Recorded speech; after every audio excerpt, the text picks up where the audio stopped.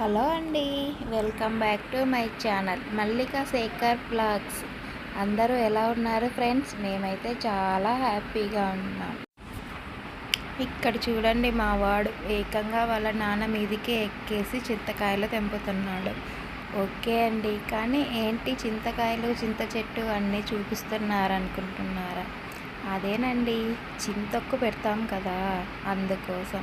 ఇంకేంటి లేటు, చింతొక్కు కావాలంటే చింతకాయలు కావాలి కదా, అందుకే చింత చెట్టు ఎక్కి మా మామయ్య అత్తమ్మ ఇద్దరు కలిసి చింతకాయలు తెంపారు ఫ్రెండ్స్. ఇక్కడ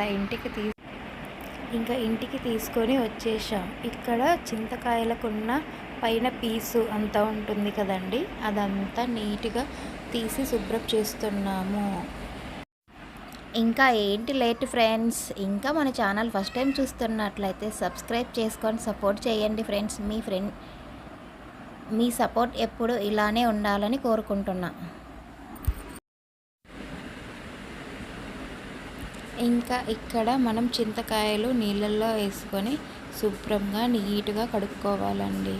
కడుక్కొని వాటికి ఉన్న నీరు అంతా పోయేలా ఇలా ఒక గిన్నెలో పెట్టుకోవాలి.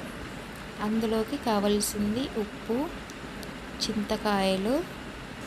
4 కేజీల చింతకాయలకు ఇక్కడ ఉన్న దీని నిండా మా అత్తమ్మ చింతకాయలు తీసుకుంది. ఇంకా ఇక్కడ పక్కన ఒక బండ పైన ఉంటుంది కదండి, పల్లెటూర్లలో ఇట్లాగే రుబ్బుతారండి. ఇందులో ఇక్కడ తీసుకొని మా వారు, మా అత్తమ్మ ఇద్దరు కలిసి ఇక్కడ చింతకాయలు రుబ్బుతూ ఉన్నారండి. చింతొక్కు మా అత్తమ్మ పెడితే 5 సంవత్సరాలైనా పాడవకుండా ఉంటుంది. ఇక్కడ ఉప్పు ఈ కొలతకు తీసుకుందండి, 4 కేజీస్ చింతకాయలకు. ఇంకా మా బావ చూడండి ఎలా రుబ్బుతున్నాడో. అయినా ఇలాంటివి చూసినప్పుడు చాలా హ్యాపీగా, చాలా సరదాగా ఉంటుంది కదా. మా ఆయన కూడా అంతే, చాలా సరదాగా తల్లి కొడుకు ఇద్దరు పనులు చేసుకుంటూ ఉన్నారు. వీడియో మీరు అలా చూస్తూ ఉండండి, మేము అలా రుబ్బుకుంటూ ఉంటాము.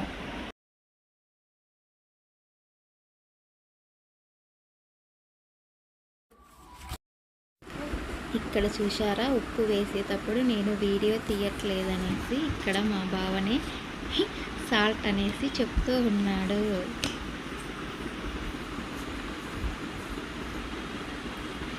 ఇంకా ఇక్కడ చూశారంటే నేను కూడా రుబ్బుతూ ఉన్నానండి అలా సరదాగా. కానీ చాలా బరువుందండి రుబ్బడానికి. ఇంకా ఇక్కడ ఉప్పు వేస్తూ ఉన్నారు, అటు ఇటు అంత కలిసేలా ఉప్పు వేస్తూ ఉన్నారు. అందులోకి పసుపు కూడా వేస్తామండి. ఉప్పు పసుపు వేసి ఒకసారి ఇలా చేసుకొని మళ్ళీ 15 రోజుల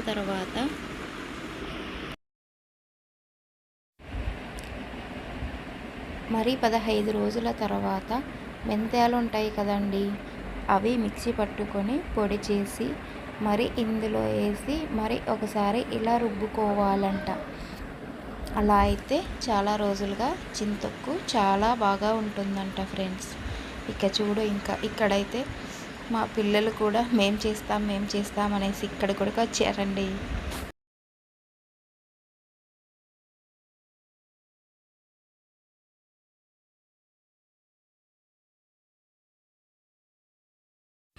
ఓకే ఫ్రెండ్స్, ఇంకా రుబ్బడం అయిపోయినాక ఇలా ఒక ప్లాస్టిక్ బకెట్లో నీట్గా శుభ్రం చేసుకొని తడి లేకుండా అందులో పెట్టుకొని ఒక క్లాత్ కట్టి పెట్టుకోవాలండి. తర్వాత 15 రోజుల తర్వాత తీసి ఇందాక చెప్పిన మెంతి పిండి అందులో కలిపి మరీ ఒకసారి రుబ్బుకోవాలి.